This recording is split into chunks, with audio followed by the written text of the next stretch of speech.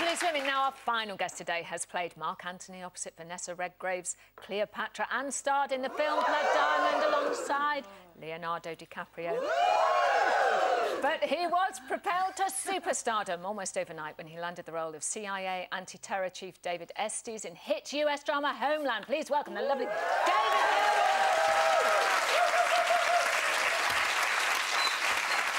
A lot of cheering. I wonder why. I love the cheering. I love the whoops as well. That was great. Yeah. I don't know where they came from.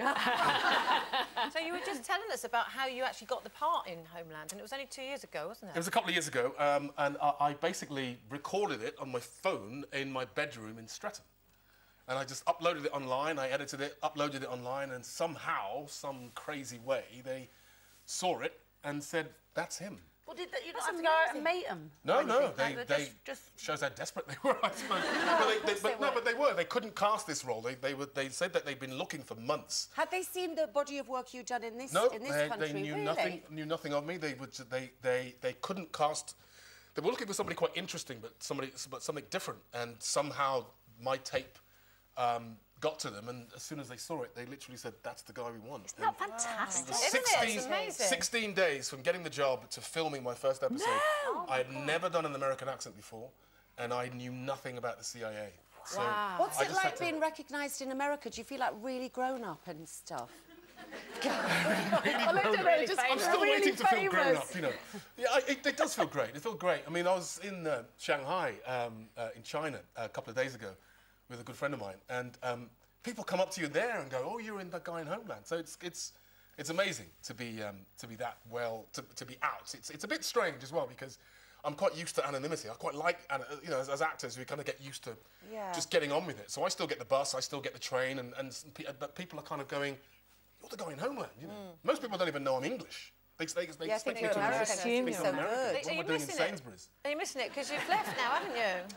I have. Well, I can't say that because some people haven't seen the. Some people haven't seen it. Done it again. Baggy math. Well, yeah, we don't know what's happened, but I keep getting in trouble for revealing the end, so I try not to say. But how lovely though to give you a sort of, you know, an international career now as well, because you've been busy since you came back. You did a great thing that I saw, Hey Diddly Dee, that the friend you were talking about, our friend Mark Warren wrote and directed. Yes, with it was Kylie fantastic. Minogue. With Kylie Minogue, the gorgeous Kylie Minogue, and my character kind of fancied her, so it was great to do, and it was. I mean, Mark had written it, and we've always wanted to work with each other, so it's just fabulous when you get a chance to work with your friends. And Mark's in the audience. Yeah, Mark's in the audience. There he is.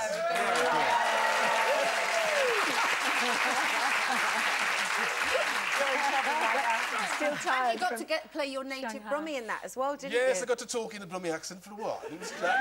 And that was really, really good fun. I'm doing comedy because I'm normally, you know, I started out acting as a classroom clown. I don't know about you. I was always messing around, and then somehow I got into RADA, and somehow I then started doing Shakespeare, and before you know it, you're kind of playing all these serious characters. And then Estes in Homeland was just this brick wall of this kind of serious guy, and it couldn't be further from who I am. So it was fun to do, but I'm glad in a sense that I've gone past it because hopefully now I can do other things. Other things? Well, you're certainly doing another thing, something quite different this Friday on Britain's Secret Homes. Yes, ITV. I think it's 9 o'clock. It's at 9 o'clock. At 9 o'clock, Britain's Secret Homes, and I'm telling the story of a man called Caesar Picton, who came to Britain. Was kind of, I would say captured, but he was captured in Senegal as a young boy and brought to Britain as not say a slave, but as a kind of blackamoor. And back in those days, to have a young black page boy was quite. It showed your wealth. So this young black kid comes to England, didn't speak the language, didn't know anything, was a stranger, but the family adopted him, taught him, educated him, and when the owner of the house died, they left him a dowry of inheritance of £100, and this was before slavery was abolished. Yeah. And this guy turned himself into one of the richest men in Britain, a black guy from Senegal, was one of the richest men in the UK, bought a house in Kingston called Picton House, and was a successful businessman, which I thought was a fantastic story. Well, let's see a little bit from Friday night. The man who owned this house was also taken from Africa against his will. But unlike many of those wretched souls taken from their homeland and sold into slavery, this man rose to become one of the most successful black merchants in 18th century Britain. And this was his beautiful home. This is Picton House. Its office is now and so easy to walk past. But in the late 1700s, its owner was Caesar Picton. It's difficult to imagine now how extraordinary it was for a black man to own a house like this 200 years ago. It's a great story. Yeah. And it's an interesting way of telling life stories, isn't it? Through the homes and through the houses. Oh, absolutely. I think it's a great idea, a great programme. And I knew nothing about this guy, Caesar Picton. So if you know, ITV hadn't come to me with this idea, I wouldn't have known. But I just think it's a really great story and something that, you know, we should tell our kids. It's quite inspirational. It's inspirational, yeah. Oh, So What about the first black Doctor Who? Is that going to be a possibility?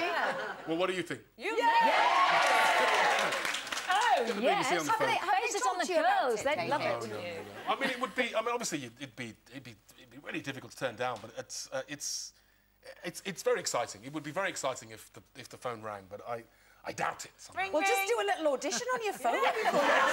Send them to it. Is there a phone line we can ring at all to vote Yes, to for? start a pressure group or something. Yeah. We should, don't we, girls? When was the last time you cried? Do you like a cry? I do like a good. Do you know what? I always. Do you know, the sound that makes me cry is primary school singing. Primary school kids singing. Yeah. And I recently was at my daughter's school, St Andrews in Streatham, and they had their summer concert. And for some reason, just seeing those little faces, those little faces and those voices, it just makes me melt every time. It's just these beautiful, hopeful, energetic, happy faces, and it always gets to me. I just think it's such a lovely sight. Oh, wonderful. Well, David, thank you so much for coming on. I can't wait for you to be Doctor Who. Thank you very much, David Harewood.